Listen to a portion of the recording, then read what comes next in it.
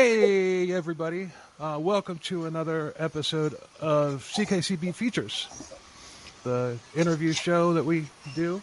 If anything that's not a true crime story. So, the police are after me, as you can see. Let me lose them real quick.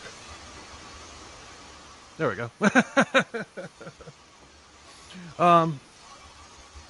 Got an interesting episode for you today. I'm not sure how many of you might be familiar with the theory that Adam Walsh, John Walsh's son, was murdered by Jeffrey Dahmer.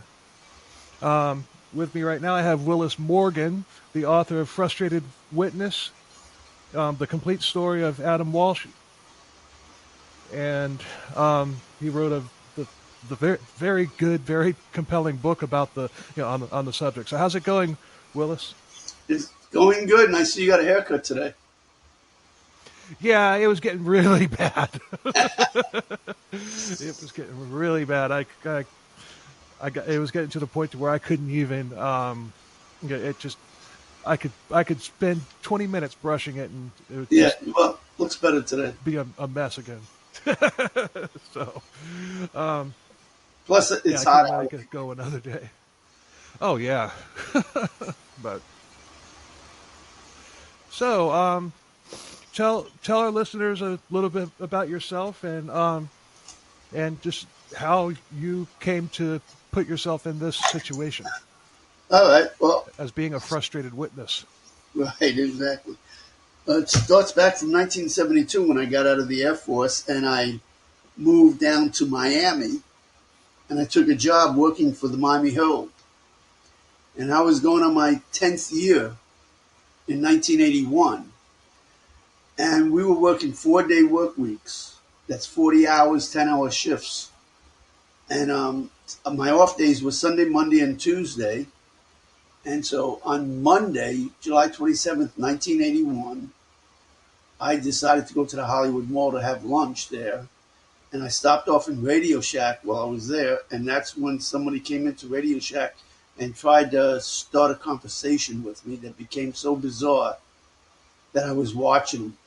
I actually watched him walk into the toy department in Sears because he stomped out of the Radio Shack when I wouldn't respond to him.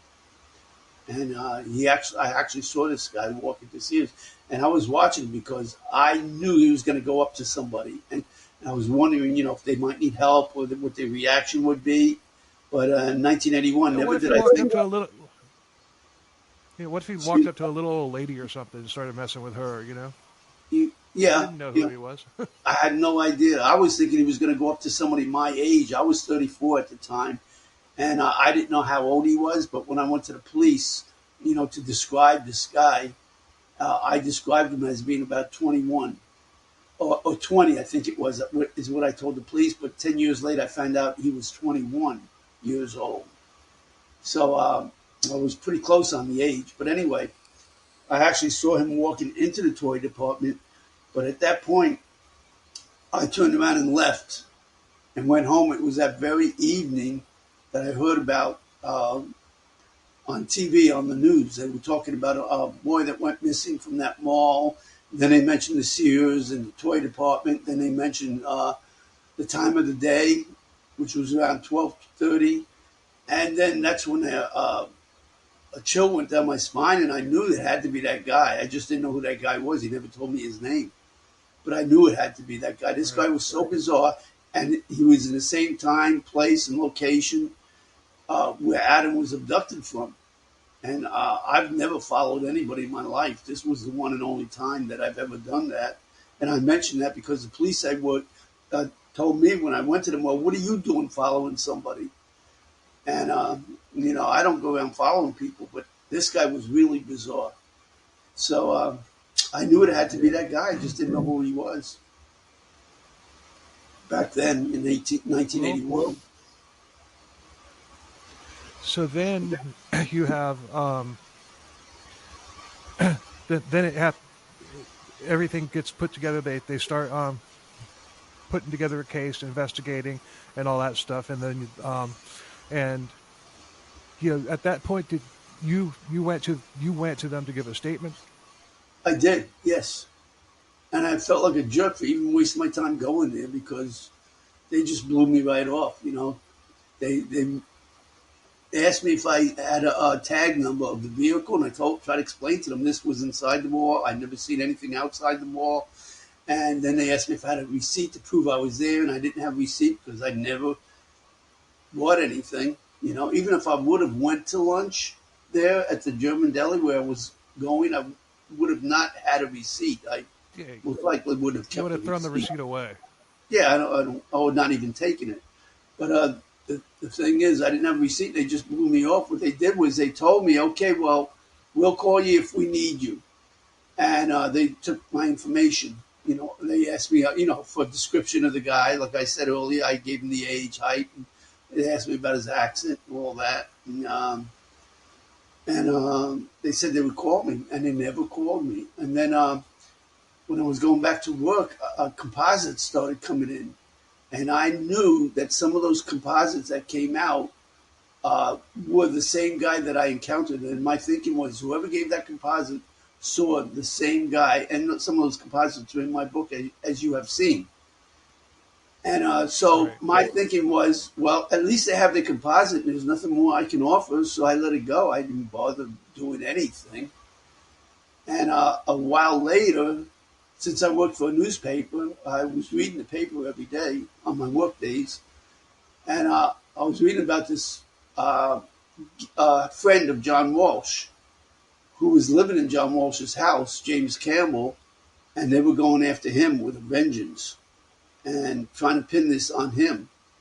And my thinking then was, I knew it couldn't have been him. I didn't even see a photo of him, but I knew because the articles were saying that, Adam was targeted because there was something going on between John and the family, and they were thinking this was a thing out of revenge to, against John.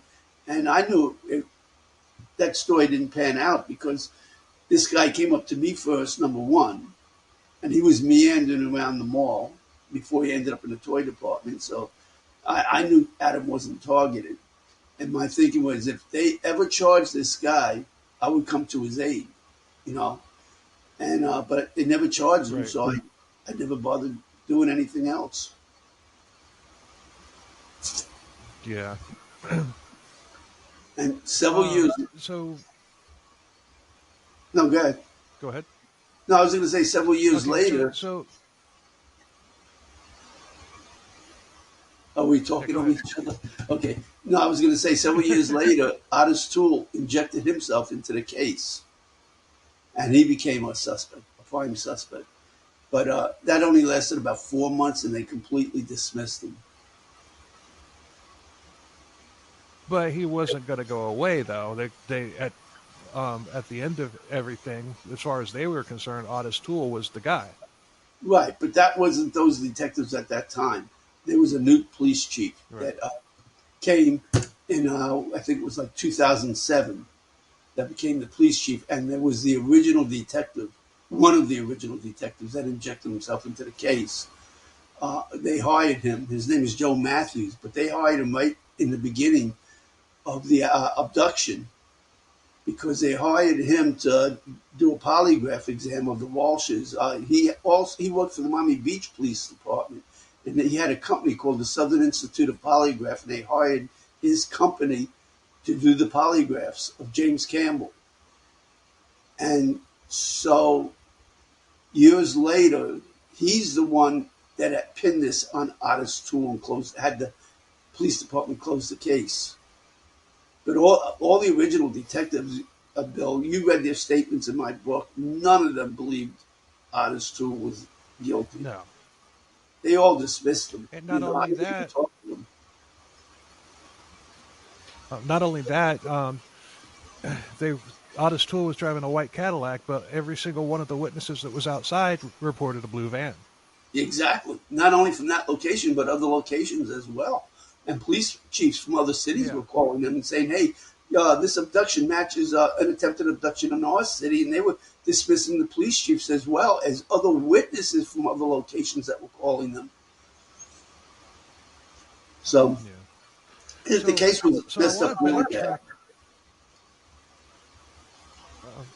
No, go I ahead. want to backtrack a little bit because when I was reading through this, I mean, I've heard the Jeffrey Dahmer story 100 times, but one thing that I didn't know was that he was a suspect in lots of sex worker murders in Germany when he was stationed there, and um, and that we were talking. It's just like that. That's basically a very strong coincidence.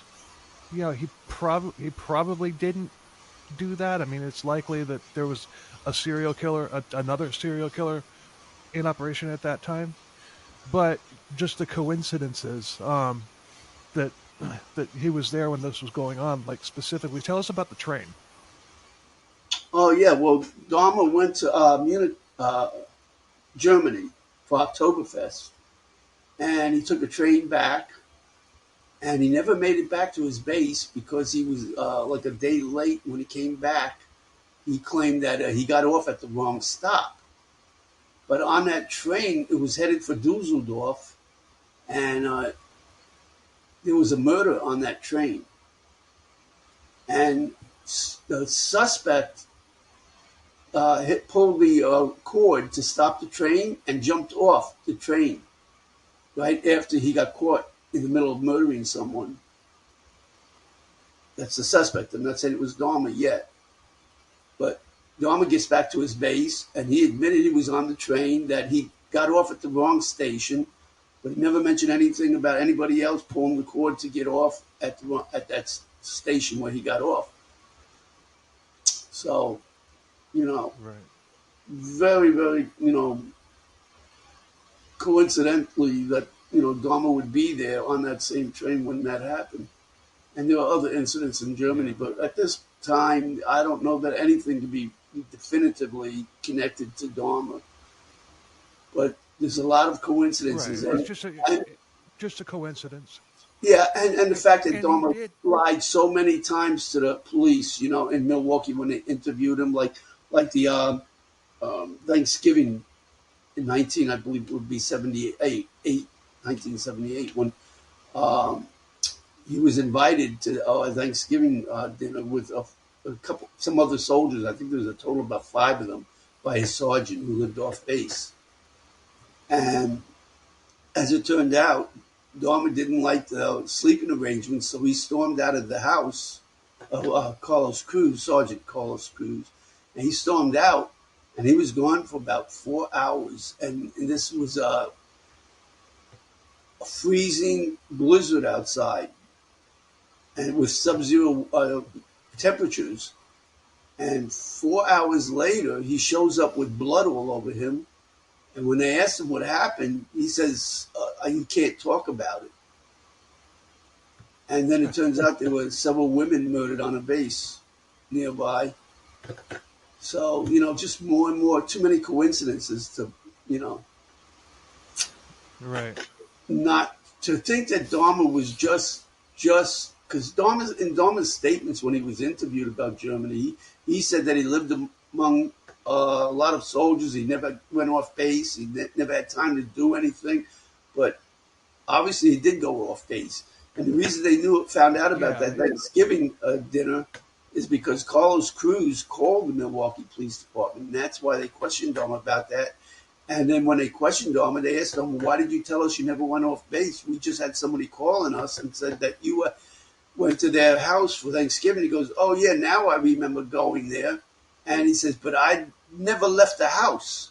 Well, you have his sergeant saying he did leave for 4 hours, and you have other soldiers there that claim that also say he did leave, and he was gone for about 4 hours. And they also say not only did he have blood on him, but his coat wasn't cold; it was warm to the touch, for being out in So sub-zero he fell weather for 4 hours. somewhere. Yeah. And also, you have another soldier who claims that he was in Heidelberg with him when he arrived. They were at different bases. They went through basic training together, and he was in the bunk right next to Dahmer's bunk. And Dahmer also said that while he was in basic training, he never made it to the military police school because he only lasted, less than a month in basic training. before he got kicked out. And he said that when he was in Germany, Dahmer looked him up, and they met up in Heidelberg with a number of other soldiers. So again, Dahmer denied that. So he's lied about so many things. Even in Milwaukee, he claimed he never owned a gun, and then when they found out that he did own a gun, he says now, yeah, he remembers he did buy the gun. They said, well, why did you tell us you never owned a gun? And he said, well, because I didn't think it was relevant. It doesn't matter whether you think it's relevant or not. He told him he never had one, which is a lie. So he lied, and they just brush it off. Everything he says, they just let it go because nobody wants to make Dahmer a bigger monster than what he was, because they didn't want to reveal their own mess ups. As you know, there was another. Huh? Could you fix your camera? It's cutting. Oh, am I out of lens? It's not the camera; it's me. I was leaning. Yeah. Oh. So let's. So it's just like, basically, we don't have anything other than the composite sketch, and it's just like there's people. It's like, okay, it was not Ottis Toole, it was not a white Cadillac, it was a blue van. The van turned out to be like a work van from the pizza shop that Dahmer worked at, and Dahmer was known to have driven this van quite a bit. And so we've got all of that. That's all there is about the case and whoever this guy is. That all changes the day that Dahmer gets arrested. Also don't forget about the police report with Dahmer's name all over it. From where he was working, Dahmer found, or I should say, Mr. Jeffrey Dahmer, because that's what they call him on the police report, because Jeffrey Dahmer is just a witness. What happened was, when he left the military, he came to Miami, and after about a month, he ran out of money, and he started dumpster diving for food. He was behind this strip mall, dumpster diving for food, and the manager of the strip mall was taking the garbage out, and he saw him out there eating, and he says, he asked him, he says, hey, you hungry? And he bought Dahmer a sub, made him a sub, and brought it out to him. And a few days later, he saw him out there again eating out of the dumpster, and he asked Dahmer if he needed a job, and he actually hired Jeffrey Dahmer. His name is Ken Halbert. He hired Jeffrey Dahmer as a busboy in his sub shop called Sunshine Subs. And Ken says that about 10 days after he hired Jeff, obviously it was Jeff's turn to take job to take out the garbage. So when he was taking the garbage out at the end of his shift around 5 o'clock, he came back into the sub shop and he told Ken, he says, hey, Ken, in a very matter-of-fact tone, Ken said, he says, by the way, Ken, there's a dead man next to your dumpster. So Ken goes out to look, and sure enough, there's a dead guy there, so he calls the police. And naturally, the first thing the police ask is, who found the body? And they said, my busboy. So he said, well, get him out of here. We need to talk to him. And that's how he got his name all over this police report.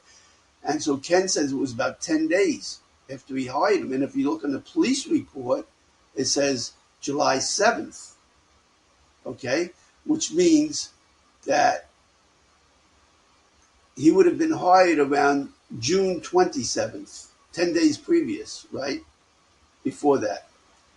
So June 27th, Dahmer was hired at this sub shop, and Adam was abducted exactly 1 month later on July 27th. So have they ever figured out who the dead guy was and who killed him? Or yes, has that ever been figured out? Yes. Dahmer said he went by the name of Bobby. When the police did a background check with fingerprints, he had a long arrest record, and that's how they were able to figure out who the guy was. His arrest records were just mostly misdemeanors, trespassing and disorderly conduct and stuff like that. And so they found out who the guy was, but the guy had no blood on him. And when I went to get the police report, And I was reading the police report, and I saw the address on there. That's how I found the sub shop and the meter room. And I went in there, and eventually there was a TV crew that came down here to do a TV episode on ABC primetime, and they did a TV episode, and they found all the blood spatter on the back wall, and they had a CSI expert. She's the one that found that blood spatter, and she described it as being indicative of a high velocity homicidal pattern, and she even described how the homicide would have had to occur. She was saying there had to have been a body on the floor with some heavy chopping motions to cause the blood to go up the wall like that. And that guy, Bobby, he had no blood on him, so it wasn't his blood. So whose blood could have it been? And, I'm saying that the most likely the person that the blood could have belonged to is Adam. Because I was positive that Jeffrey Dahmer was the one that abducted Adam. And my thinking would be, where would you bring somebody after you abduct a child? You bring someplace that you're familiar with. But the police refused to investigate. That's why on my book cover, the hard copy that you have, it says crime scene, do not investigate, because they refuse to investigate. In fact, the Hollywood Police Department, they claim that they believe 2 pit bulls got in there and had a fight and caused that blood spatter. And then the Miami Police Department, yes, because this is in Dade County, the meter room. When I talked to the chief homicide investigator over there, he told me that he thinks a bird flew into the wall. So they don't want Dahmer to be a suspect, because that would reveal the full extent of their incompetence. Well, we can touch on that. I don't want to give the whole story in a nutshell. I want people to buy your book. Okay. So let's go now to because it doesn't start getting really super screwy until Dahmer is arrested in Milwaukee, and that's when you're like, that's the guy. And that's when a lot of the other witnesses are like, that's the guy, that's him. Right. And they went to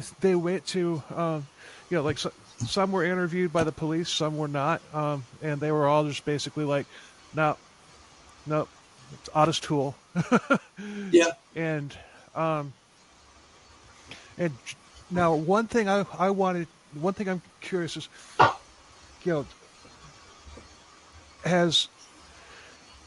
has John Walsh ever said anything about the possibility of Dahmer being the one that did it? No. John Walsh is completely sold on Ottis Toole. This detective, his name is Joe Matthews. Okay, the one that had the polygraph, Southern Institute of Polygraph. He gave John Walsh the polygraph exam and completely eliminated John Walsh as a suspect, as well as James Campbell as a suspect. John Walsh's house guest. And then several years later, in 1987, John Walsh was chosen to be the host of America's Most Wanted. And this detective heard about that, and he called John and befriended him and reminded him that he was the one that exonerated him. And John Walsh ended up hiring this detective as a senior lead investigator on that TV show, America's Most Wanted. So now John Walsh had this detective feeding him this false Ottis Toole narrative. He's the only one that believes it was Ottis Toole, that's saying it was Ottis Toole. None of the original detectives. I have all their quotes. I have one detective that I talked to personally, second lead chief detective, Hickman, Ron Hickman. I called him, and he passed away recently, but I called him and when he was living in Middleburg, Florida, a suburb of Jacksonville. And when I told him that they closed the case, and the chief said that detectives past and present all believed it was Ottis Toole when they closed the case on national TV. And his response was, well, they know I don't. And then I also have his statements in the case files that he said. So none of them believe it was Ottis Toole. It's only this one detective that convinced John Walsh that it was Ottis Toole, and John is sold on the idea. So Adam Walsh's head was found in a canal right next to Florida's Turnpike. Then it was mile marker 130, and there were two truck drivers that saw a blue van there on the side of the road with a person walking down toward the little dock that was built there. And that's where a day or two later, the head was found. But as far as but the thing about that is that particular area, that is a very long stretch of turnpike where there is absolutely nothing. It's like 40 miles from the Fort Pierce exit up to Yeehaw Junction, and where he was, that's now mile marker 174. But that's still 20 miles away from Yeehaw Junction. So he would have had to drive, unless he cut across the median, he would have had to drive all the way up to Highway 60 at Yeehaw Junction, 20 miles, just to get off and come back. Well, not quite. Unless he cut across the median. Yeah, as a truck driver, there's a stop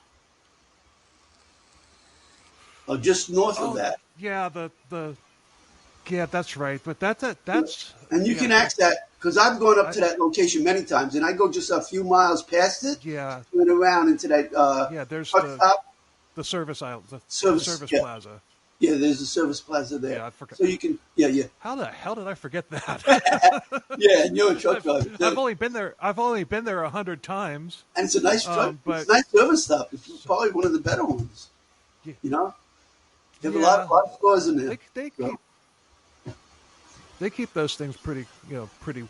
Well, so he could have turned around there. Yeah, most likely. That's only about 10 miles away from where that was. And don't forget, there were 4 witnesses that saw a white male at that location with a blue van. At one witness, I should say, because when they closed the case. Okay, let me backtrack a little bit. When they closed the case, I finally managed to get a copy of the CD-ROM, 2 CD-ROM, or 3. It was three with all the case files. Okay, and I started looking through them, but I contacted the witnesses from not only that location but all these other locations. And Dennis Bubb, one of the witnesses that saw a truck, blue van, I should say, parked in the swale area there. He was a truck driver for the Publix supermarket chain. And he saw a blue van parked in the swale area and a white male, on the bridge. There's a little bridge there on the canal. That bridge was there because they used it to monitor the water depth. There was a little box there that kept track of the water. And I've seen those boxes. So he saw a white male with a bucket, a white bucket, taking something round out of the bucket and tossing it into the water. So what Dennis did was he called another Publix truck driver that was a few miles behind him, or a couple minutes behind him, and asked him to check it out. And his name is Clifton Ramey. So when he passed, he checked it out, and his statement is that he saw the hood up.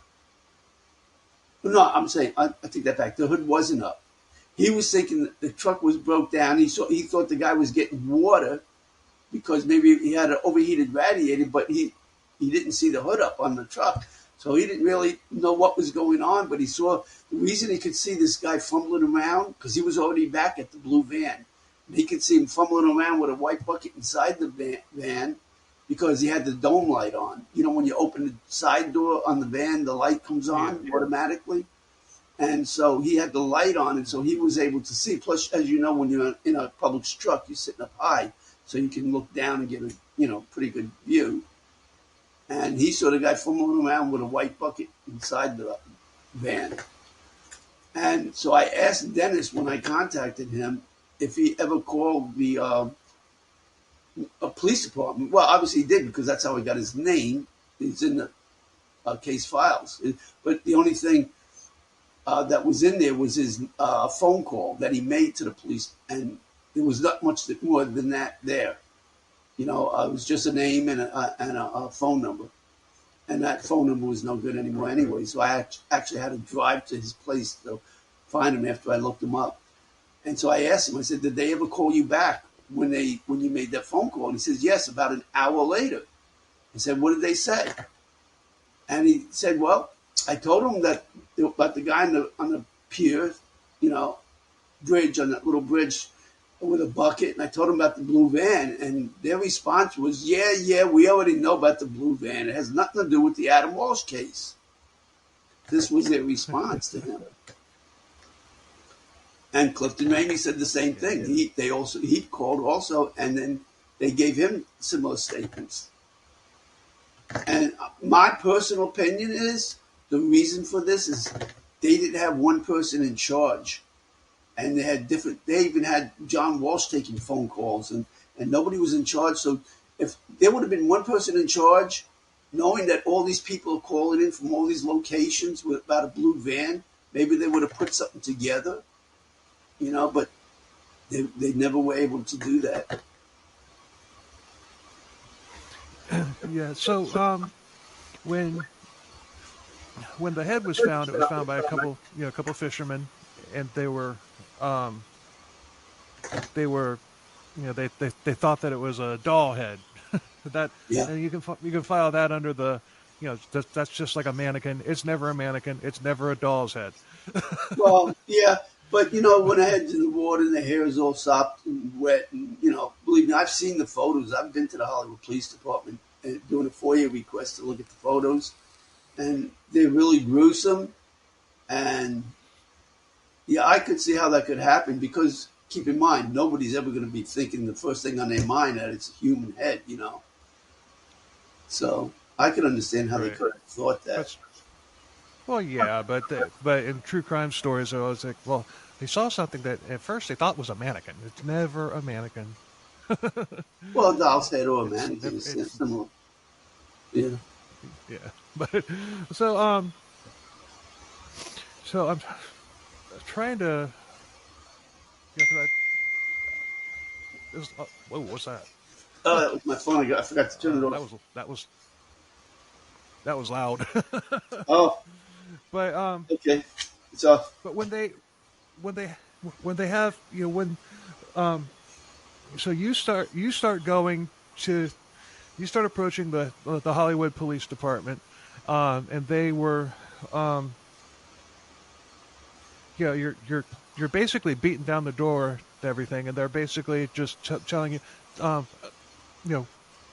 don't call us, we'll call you. You can go away, and at that point, before too long, they start getting pissed at you. So that's when you start going and talking to all these other witnesses yourself, and basically putting your files together, your whole case, which is the basis for your book. So we could talk for 2 hours just based on all of the craziness that came out of that police department. I mean, I tried to make a Dick Darwin segment for this, and I couldn't. Yeah, I don't even think Dick Darwin would approve of the way they handled that. But well, that let me happens from time say to time. something. But Bill, then, I think the incompetence is because they messed up so bad, they went into cover-up mode. I always say, when you mess up, never fess up. And that's what they're doing. Milwaukee's doing the same thing. There was a man murdered in the same building where Dahmer was. Okay, where he was living in the Oxford building in Milwaukee. And that was like 4 months before he was captured. And this was an open murder case. And the police in Milwaukee were convinced it had to be somebody within the 49 units of that building because they had a locked door. You know, it was one of those buildings where they don't have security, but they have an intercom system, and you have to call up to the apartment and they can buzz you in. That's the only way you can get in, or you have to have a key, one of those two, if you're a resident. So they were convinced it had to be somebody. They even went to Dahmer's apartment and questioned Dahmer about it. And Dahmer was freaking out when they were questioning him because he had 2 dead bodies in his bedroom at the time. And Dahmer claimed he didn't know the guy. But then I called his neighbor who lived across the hallway from him, and she says that she told the police she believes that Dahmer murdered Dean because she saw Dahmer that day, just hours earlier, going with Dean back to Dean's apartment. Dean lived in an apartment, I think it was on the 3rd floor. Dahmer was on 213 on the 2nd floor. So she seen Dean. So she told the police, and the police still brush it off. They don't want to make him a Dahmer murder. So you won't see, you know, Dahmer's only responsible, according to the police records, for 17 murders. Dean Vaughn is not one of them. So, you know, there goes another one right there. Yeah, I don't understand. You know, it's just like you get cases like Jeffrey Dahmer. You get cases like Peter, what's his name? Peter Sutcliffe in over in London, or I think it was somewhere in the United Kingdom. But you know, they're living in apartments and they're stashing bodies in apartments and whatnot, and they have that smell, and they always have a way to justify it. Yeah. And in a lot of these cases, like Dahmer, like Sutcliffe, I can't. Yeah, I don't know the name. I can't remember how to pronounce his name, but people were complaining about the smell. You would think that they would come and do an investigation just after like the 10th person called up and said, "Hey, it smells like death," and you know, coming out of that apartment. I don't. And that's what they that did. Would never happen in Florida. Right? You know, they were in that building so many times before Dahmer was captured, and that's one of the things they're trying to. They had to have smelled. They had to have smelled. Yeah, they had to have smelled it. They did. I mean, you know, they did. People were calling all the time about this thing. You know, the woman that was next to Dahmer, she had to be moved to another apartment. She kept complaining so much to management, and the police were constantly being called. In fact, one time the police responded, and they thought there was somebody that died in one of the apartments, and they kicked the door in. And that apartment was only a couple of doors down from Dahmer's. They kicked the wrong door in. They didn't find anything, and they just let it go. They left. And Dahmer was, again, freaking out, you know, because of all the commotion in the hallway. But they never went to Dahmer's apartment that time. So, yeah, and then finally they gave a little boy back to Dahmer when he escaped. Yeah. Conrad Simpson phone. He escaped, and the 2 black girls that found him naked out in the street called the police. The police survived, and they threatened the girls with arrest if they don't take off because Dahmer showed up and kept saying that's his 19-year-old lover, and the girls were saying, "Look at him, he's not 19, he's just a little boy," you know. And the police threatened them with arrest if they didn't take off. And then finally, after Dahmer was captured, you know, they called the police back. That's when the police realized how bad they messed up, and they didn't want the public to know how many times they were in the Oxford building because the black community, all the minority communities, the black, the Asian, because Simpson phone was Laotian, and then also the gay community because a lot of the victims were gay, and they didn't want them to know. They were all out in huge numbers, and they were afraid there were going to be riots. So they were trying to minimize Dahmer's crimes. And the only one he's ever got charged with are the ones that were in his apartment that, you know, they have to charge him with those. How can you deny something when you find the skulls in there, you know? And then Stephen Hicks. Because Dahmer admitted to Stephen Hicks. So I think the only reason Dahmer admitted to Stephen Hicks is because he kind of sensed Dahmer wasn't stupid. He was smart. He kind of sensed the police would end up going to his grandmother's house because that's where he was living before he moved to the Oxford building, and he kind of probably sensed they would probably end up finding Stephen Hicks' remains on the property, so that's why he admitted to it. But those are the only ones. 17.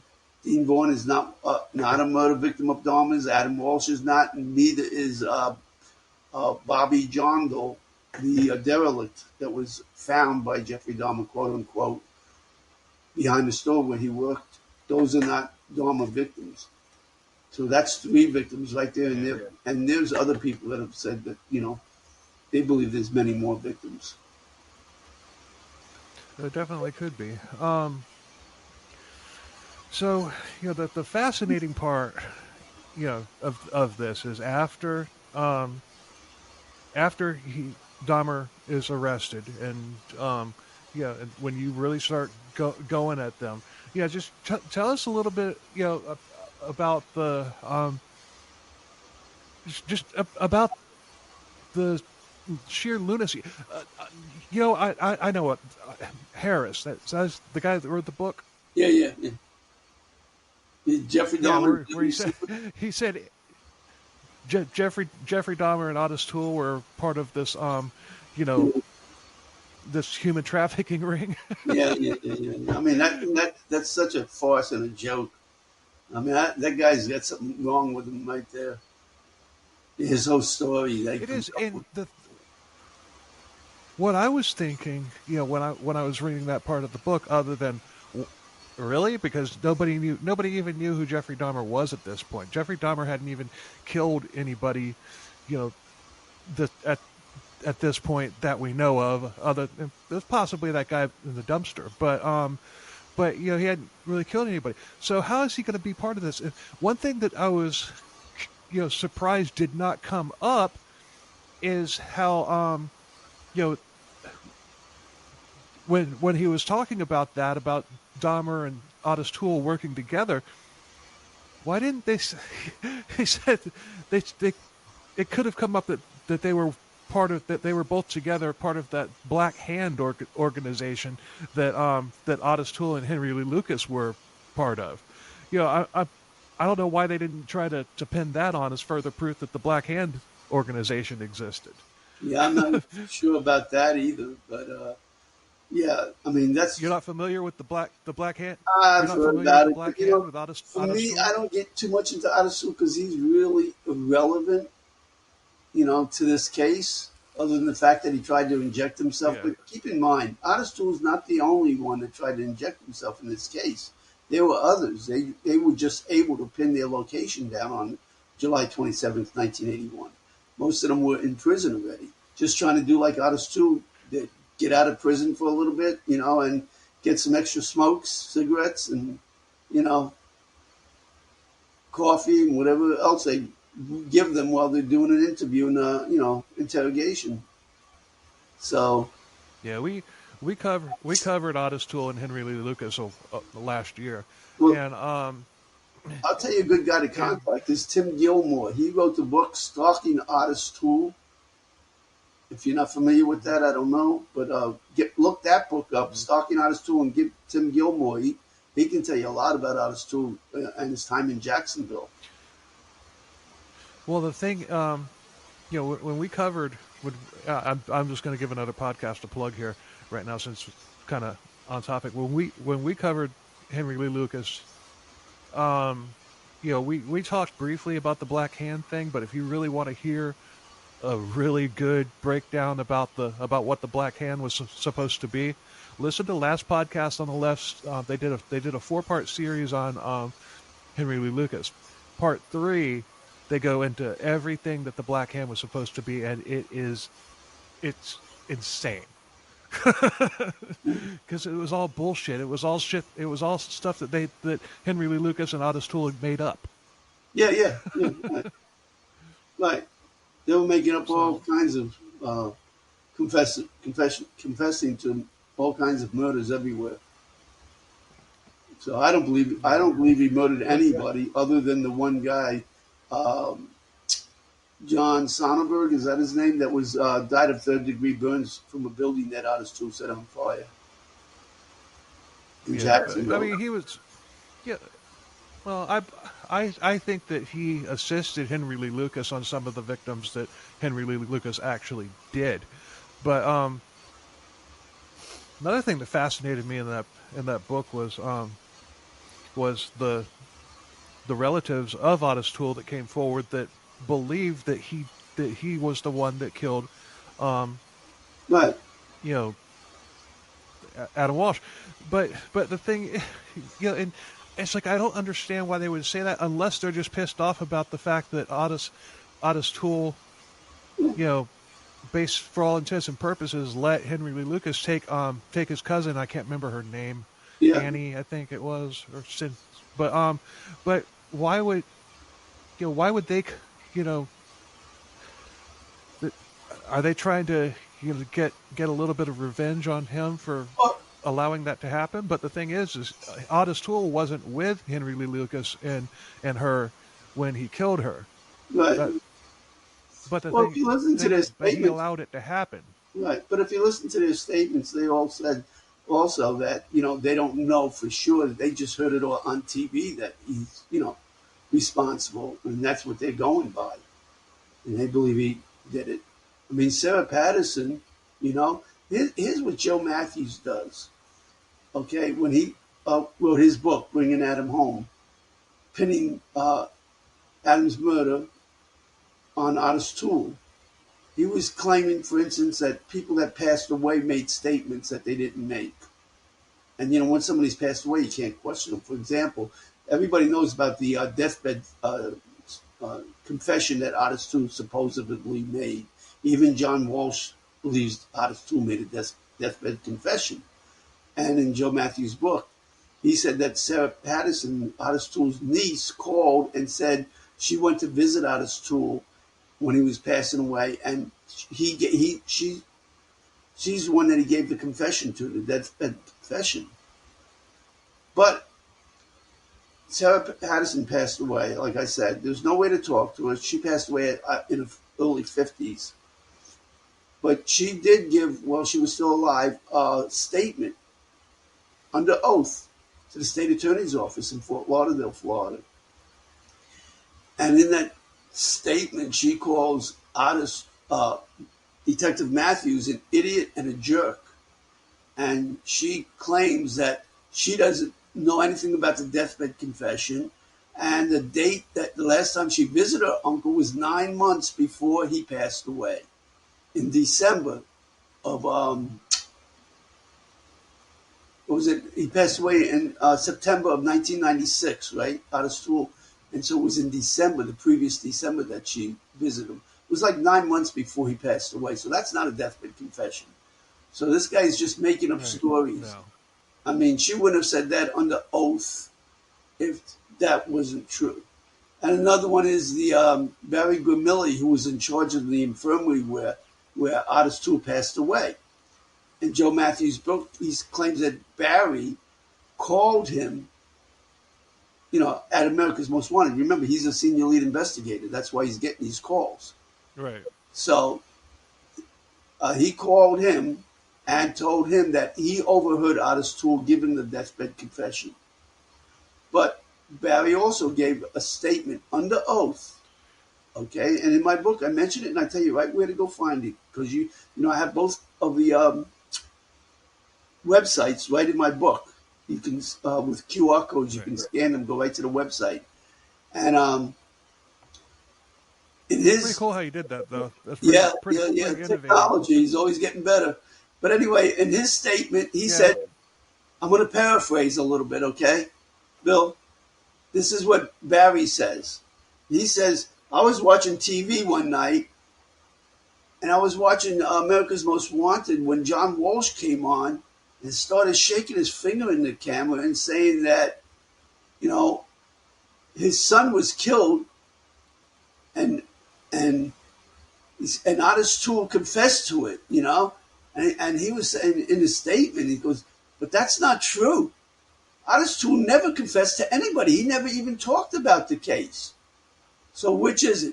Joe Matthews, what he's saying, or Barry Grimilli under oath in his statement. So there's another one that he's just made up. He's making up witnesses. And other witnesses, that he makes up are Ottis Toole's cellmates. He's claiming that they all claim that Ottis Toole murdered Adam. And their statements are like, well, everybody in prison knows it, it's common knowledge. That's not a witness.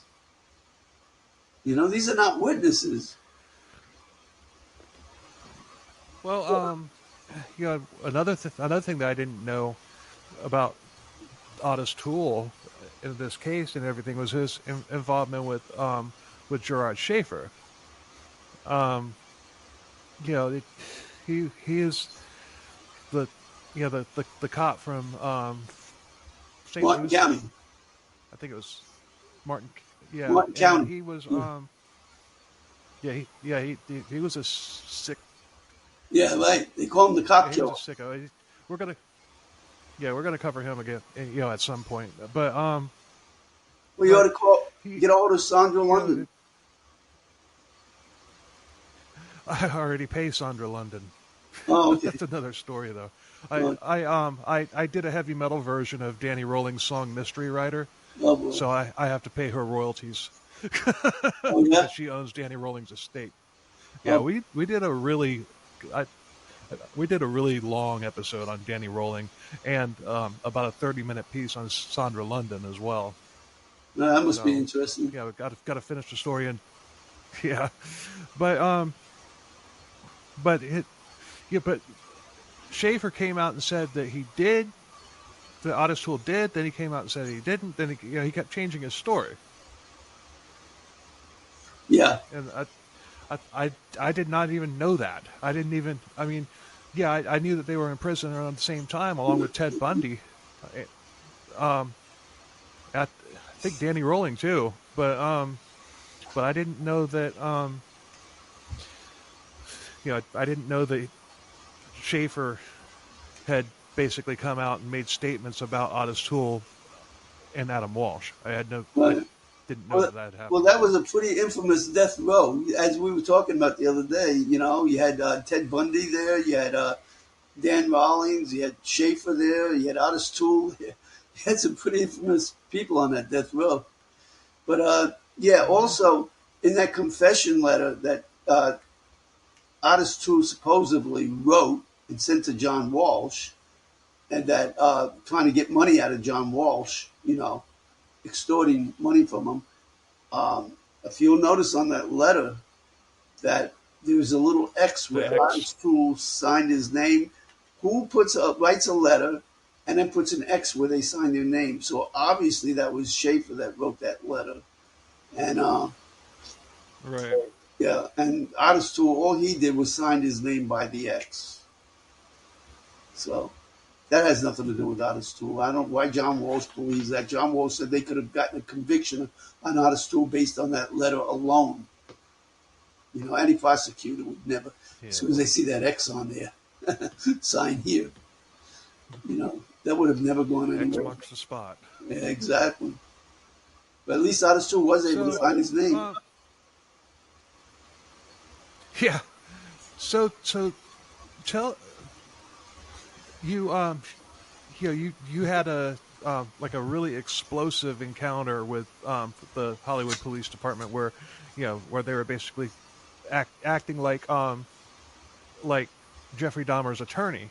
Exactly. As far as defending him and treating you like you were a defendant or something. At one point they even hinted, well, maybe you did it. Yeah. No, I finally got an interview with the Hollywood Police Department after, bugging them for so many years, and so what happened was I called and I tried to get an interview, but they wouldn't give me one. They didn't want to do that. So I kept calling other departments. I called this, the sheriff's office, and I called the coroner's office, and all these people kept calling the Hollywood Police Department, telling me that they would have to confer with the Hollywood Police Department before they give me an interview. So finally, when they called me back, Detective Lyle Bean called me, And he goes, okay, I'm going to give you that interview now. It was like that. So finally I go in there, and at one point Bean jumps up and flailing his arms about and says, for all I know, you could have done it. You just admitted you were there. Get up. It goes like that. like, get up, you're under arrest. He didn't tell me I'm under arrest, but he goes, get up. And then he backs up and folds his arm like a tough guy. You know how you fold your arms like that? And with a smirk on his face, he goes, so, how would you like it if I arrest you if you come back here again? So in other words, get out of here, don't come back again. And, anyways, that didn't go anywhere, that meeting. So I did respond. He says, when he folded his arm, he goes, so you think you want to come back here again? And I said, probably not without an attorney. He starts shouting at me again, going, oh, so now you need an attorney. Like that. And I said, man, I hope the whole meeting turned out to be a joke. Yeah, really bad. They're all in cahoots. The blue line, you don't cross it. So, and the courts are just as bad. Tell us a little bit about tell us a little bit about the FBI plant that went. Went in there as pretending to be a mob. Yeah, that was kind of funny, actually. Yeah, the FBI heard there was so much corruption at the Hollywood Police Department that they decided to do a sting operation on this police department. How many police departments have the FBI, putting plants in there for a sting operation? So they sent this big guy in there, and under a pseudonym, fake name. But anyway, he managed to get in there and befriend some of these people, and hired some of them to do move drugs from Port Everglades to warehouses, and they were all doing that. And then even one time he met at a restaurant, a small Italian restaurant in downtown Hollywood, and he was actually making drug deals with them, paying them off right in front of the police chief, and the police chief said nothing about it. And eventually they confided to the police chief that they had this sting operation going, and he leaked it to his underlings, who leaked it to all these police officers, and they had to call the operation off. So they netted 4 of them, and they said they would have gotten a lot more than 4. Then if the chief didn't leak the operation, but they had to call it off because for the safety of their agent. But anyway, they even offered them to move coke up to New York, and they were all willing to do that. Take truckloads of coke for I forget how much it was. I wrote it in the book, the amount, but it was like $15,000 a trip, and they were all jumping on it. And obviously, a lot of the transactions were made in the hotel room where he was staying, the FBI agent, and that room was rigged with cameras and mics and all that. So they recorded everything going on, and these cops were all willing to do that. That's how bad that police department was at the time. And part of the reason is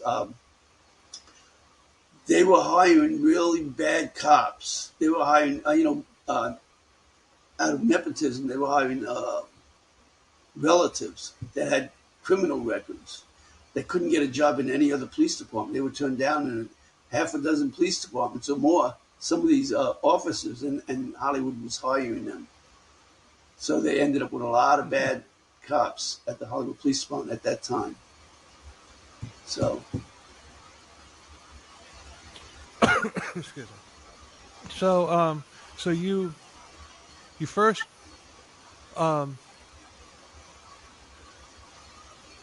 you put together a timeline of by virtue of what you saw and what you got in touch with other witnesses, what put together this timeline about what they saw and everything.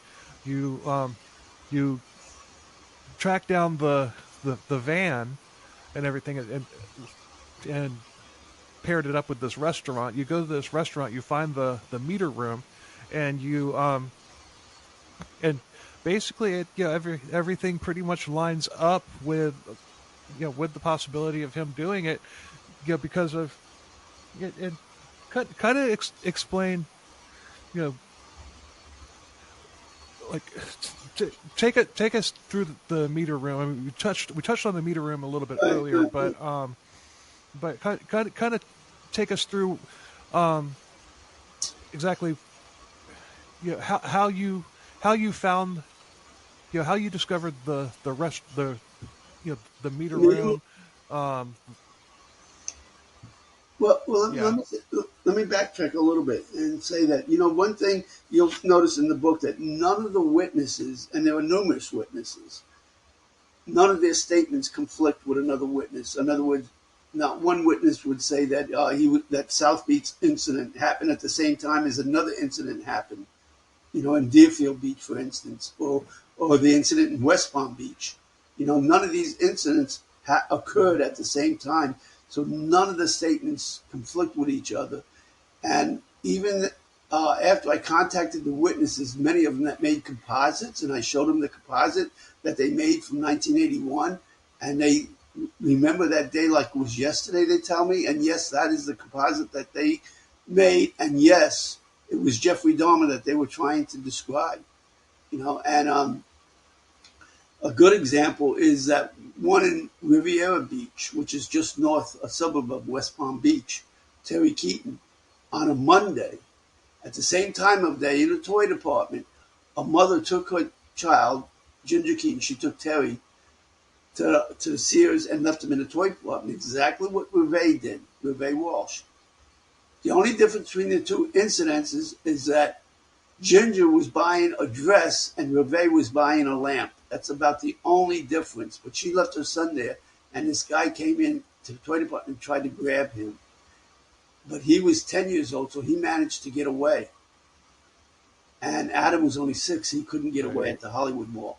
And so anyways, they paged his mother, and his mother came picked him up, and they were going to report the incident to security. And while they were in the hallway, they ran into Jeffrey Dahmer again. And Terry goes, "Mom, that's the man, that's the man." And so his mother said Dahmer stared her down and gave her this look that just sent shivers down her spine, and she just grabbed her son and got the heck out of there. She never did report it. And then until she got home.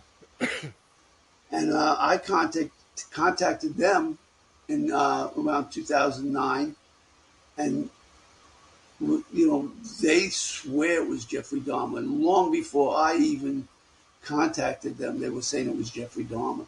I mean, Ginger's story about how Dahmer was, when he was captured, Terry jumped up out of his seat. They were in the living room watching TV and said, "Mom, that's the man, that's the man."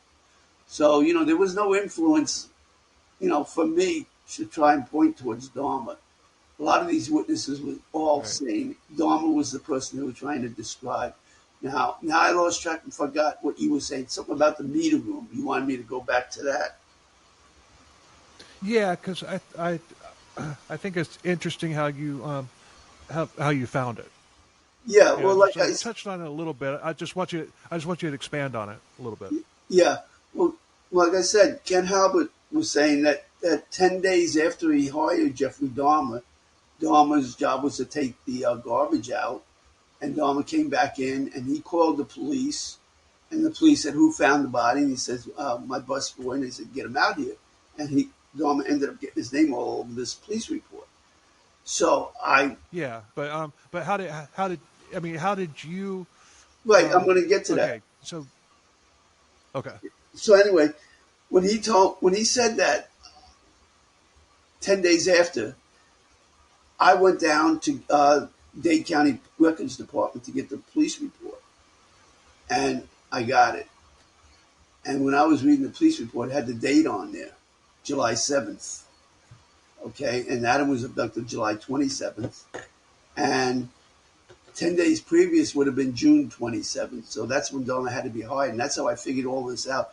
And when I saw that address on there, 17040 Collins Avenue in Sunny Isles, I made a beeline for that meter room. I knew that had to be the place. The address was on the police report.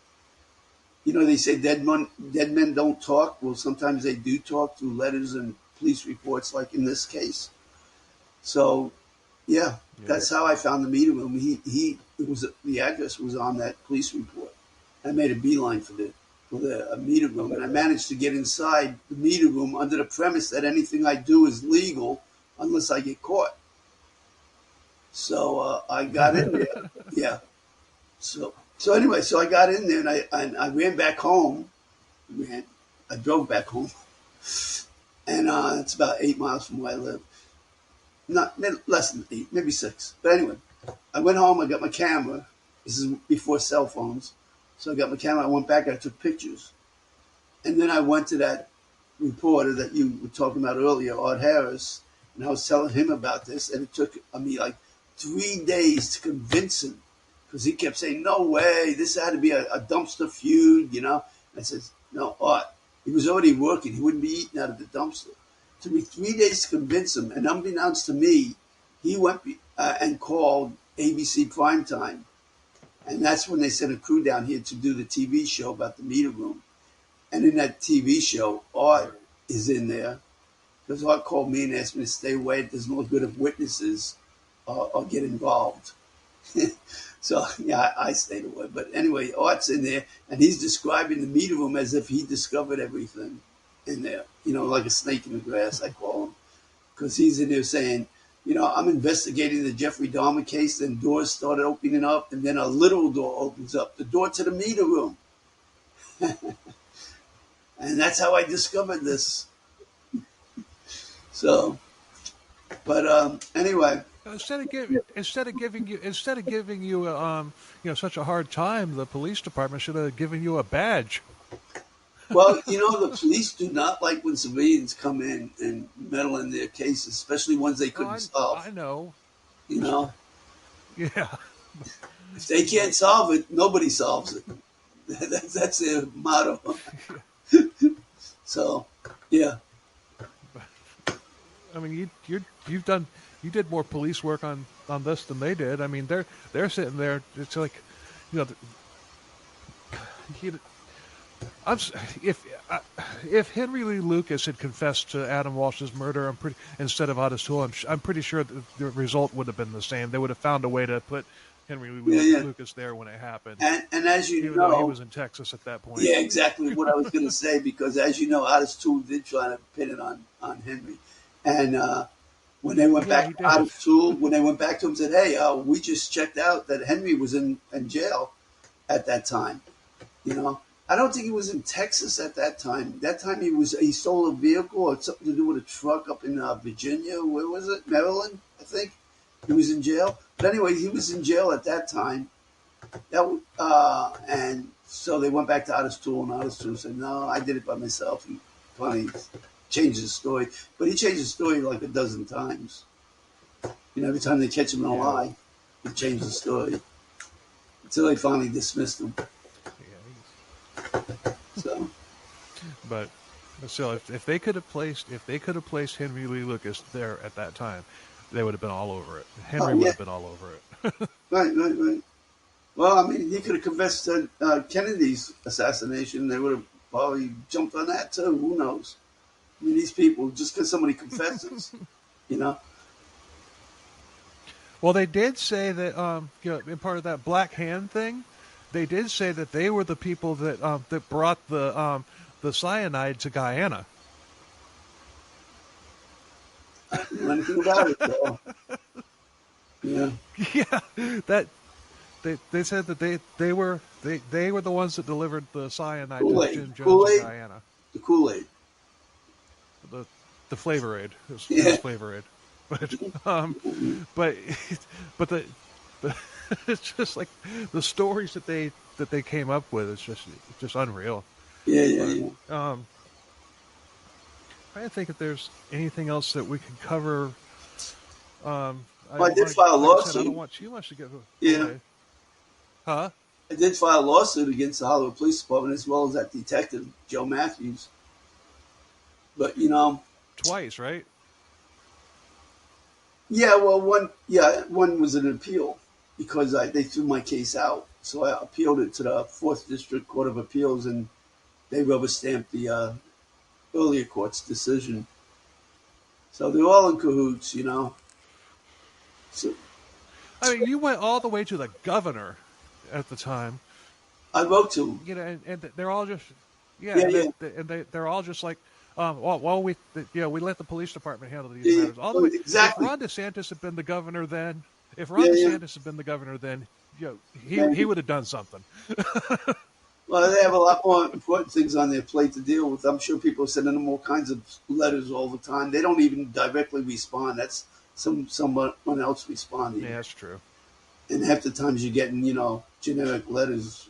So, but yeah, I've been to the FBI so many times too, and they all do the same thing. They tell me, well, you need to go to the Hollywood Police Department, the very people that are covering up. So that's why nobody talks about it. Nobody wants to talk about, Adam.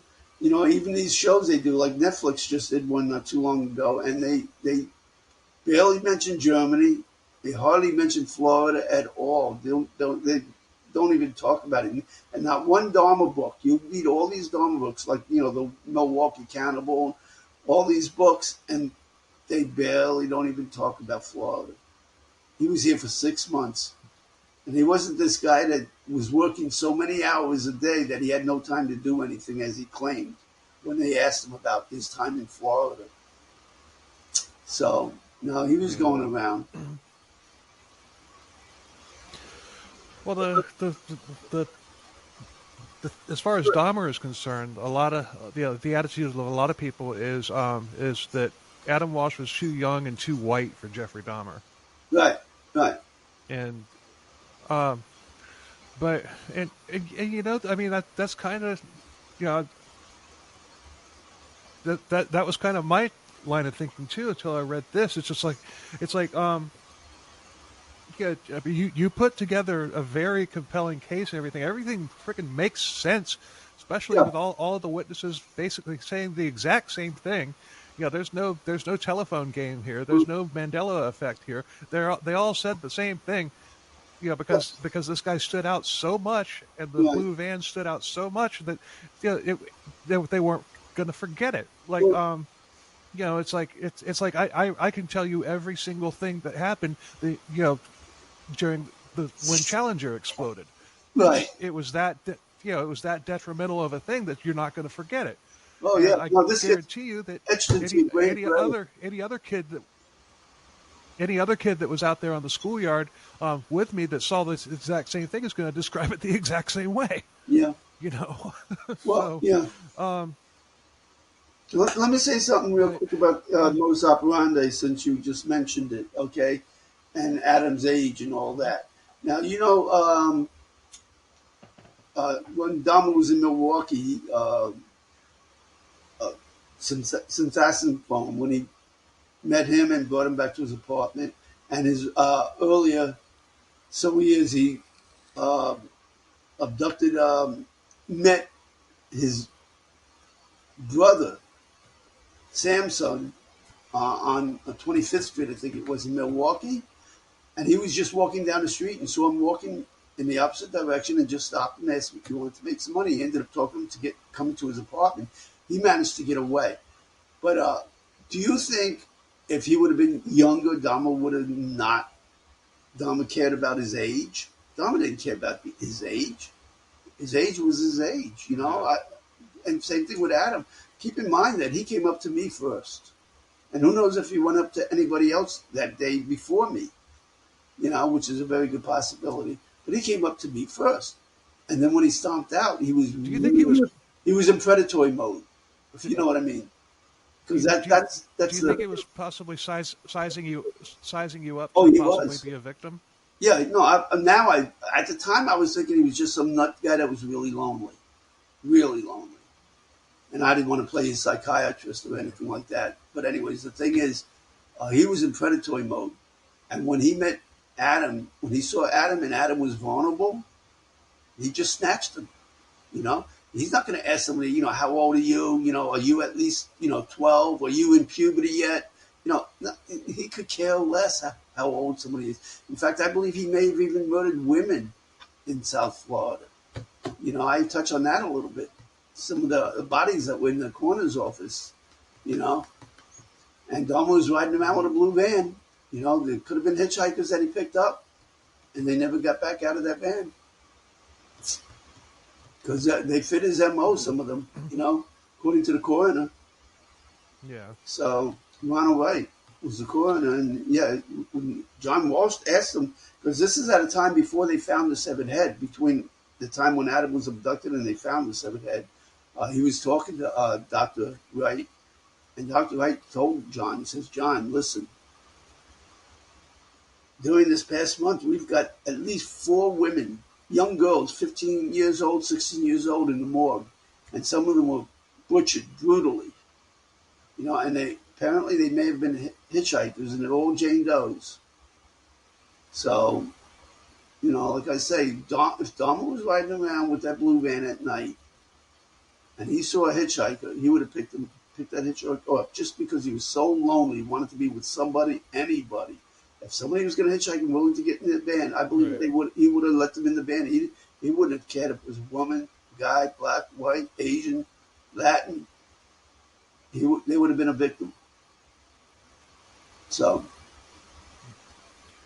MOs mean nothing. You know, after Ted Bundy was captured, you know, they had to rewrite the book on MOs. And if you remember, the DC snipers, they were looking for a military redneck, and as it turned, with a white man. And as it turns out, it was 2 Jamaicans, you know, one mentor and one student.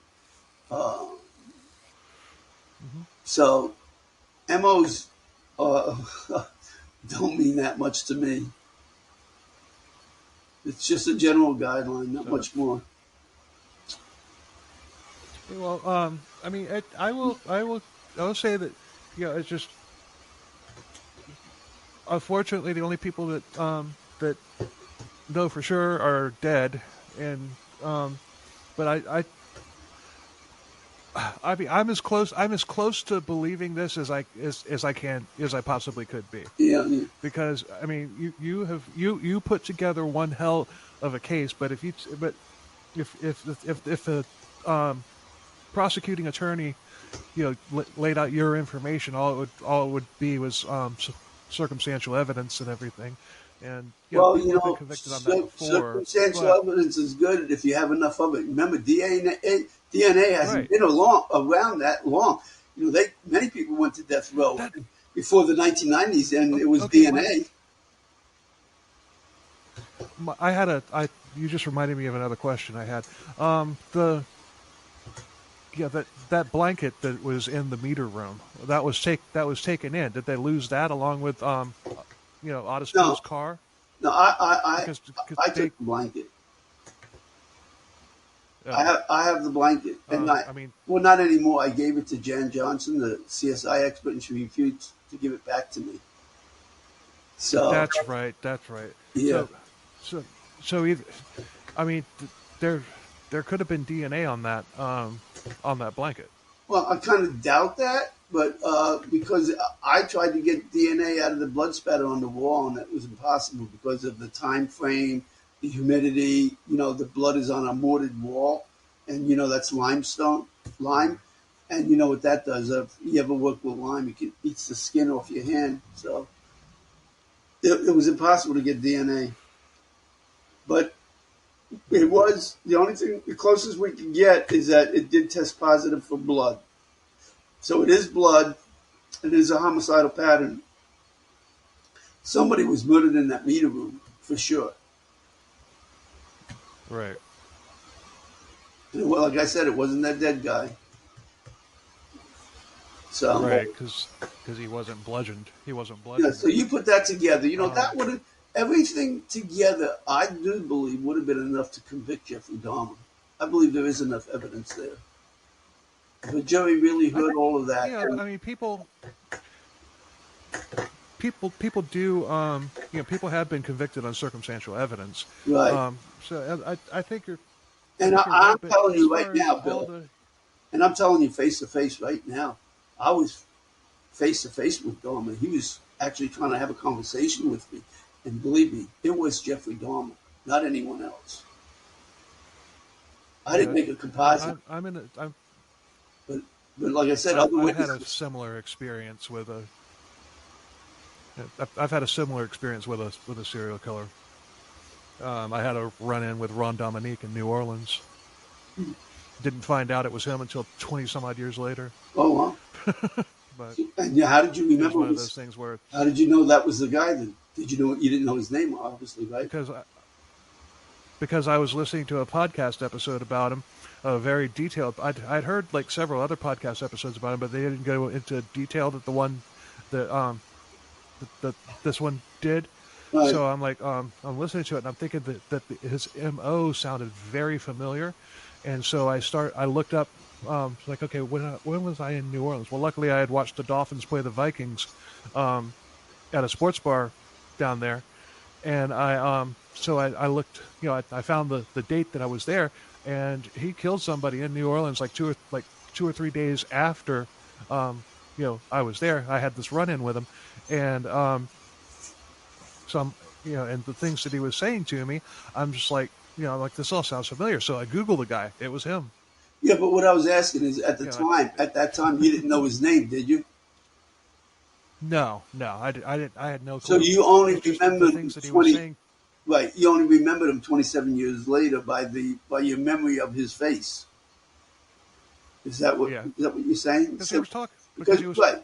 Yeah, we Which talked. is what I'm saying. We talked. He was right. Yeah. Which is what I'm saying. I didn't know his name. Once I did a Google image search on him after, it's just like his MO, because he was running his MO on me. Right. And I'm like, okay, this sounds really familiar. What he did? So I Google image him. Yeah, that was the guy. Yeah.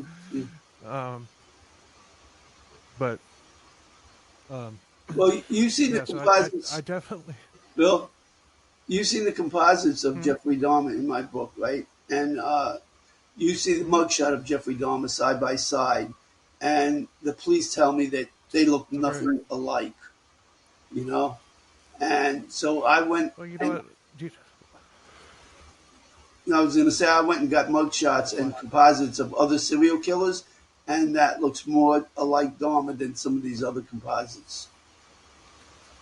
Oh yeah, the one of Richard Ramirez looks ridiculous. Well, because his eyes were bulgy. You got to keep in mind, at the time the composite was made, he may have been, strung out on some kind of heavy drug, But you say it looks ridiculous, but you can see that that's who they were trying to describe, Richard Ramirez. I can see that's who they were trying to describe, even though you could say that looks the least like the suspect. I'm trying to find in the book so I can put it up here on camera. Oh. Do you know what page it was? It's my book, and I probably not. Yeah. Oh. Well, page. Oh yeah, try 97. Page 97. Yeah, found it. Right. And that's just one composite. Right. And if you know, composites can vary also, as other witnesses that gave composites are a little, different than that. The mustache a little thinner. And but they're all similar. They're all similar. And then, like I said, and after I contacted them, they all swear, yes, that's the guy they were trying to describe. That's him, Jeffrey Dahmer. So, and the police don't want to interview them, some of these witnesses. They refuse to. So, that's the sad part about this whole case. Nobody wants to solve it. And, when John Walsh himself doesn't want to solve it, obviously the police aren't going to solve it on their own. Now, if John Walsh was jumping up and down and screaming, yeah, they might do something. But they're not going to do anything for me. I have no standing. I have nothing, So, and it's sad. Yeah, another sad part about this is that many of the witnesses have passed on now. It's been over 40 years, so. And that's one reason I've done podcasts like we're doing now, and I've done them with some of these other witnesses, because I knew eventually some of them would pass on. At least I have their statements, recorded, so you can hear from them in their own voice. And so I put QR codes throughout the book, of other witnesses so you can hear them and listen to them. I thought that was pretty cool too, to be able to do Yeah, that. yeah, that was groundbreaking at the time. That had never been done before, as far as I know. I Me mean, too. it's done now, but Yeah, yeah, as far as I know, when you wrote the book, like yeah. when it I was don't published, I don't think that hadn't been done before. right. I don't think it's ever been done, even now, with a true crime book. Of course, it's been done with many other books, like gardening, and I've seen like music books. You see a lot of it with music books. Even in the old Oh days, yeah, even before QR codes, they would do it in a music book with a CD, a DVD in the back of the book in a sleeve. But in fact, originally when my hmm book came out in 2015, that's what I wanted to do was put a DVD. This is before QR codes, but I couldn't find a company to do it, and it would drive the price of the book up extremely high. So now with the QR codes, you scan it for free. It's right in there. You go right to the records, all the police files. My website where I do other interviews and podcasts with other witnesses. You can listen to them. So yeah. All right. Well, Amazon's got the like book I on was saying, sale. I was going to say yeah, Amazon's I'm got going to the link to it. book on sale, 26% off right now. The hardcover. Nice. Yeah, I'm gonna link to it in the notes for the show. I appreciate it. But yeah, I'm as close. It's very convincing. It's a really fun read. It there's times you're going to be laughing. There's times you're going to Right. be pissed off. I mean, and it's just like, and you're gonna start thinking. It's just like, you know, either either this is true, or Willis Morgan is one hell of a fiction writer, and I don't think you're a fiction writer. Well, and you can see it can't be fiction when I reference their own case files, throughout the book. Right. And anybody can go check and see everything I'm saying is not made up. It's in the case files. Right. But so yeah, thank you for coming on. It's been a pleasure, and I want to say to the listeners, I do recommend this book, Frustrated Witness. It's it's a really So a nice back looking cover. book too. Flip it over for the back cover. The back cover, Bill. There you go. That's Adam right there. Yep. So I think that I if you know John Walsh, buy him a copy of this book. I'm saying that to the listeners. I don't know John Walsh, so but thanks for coming on. Right. And I'm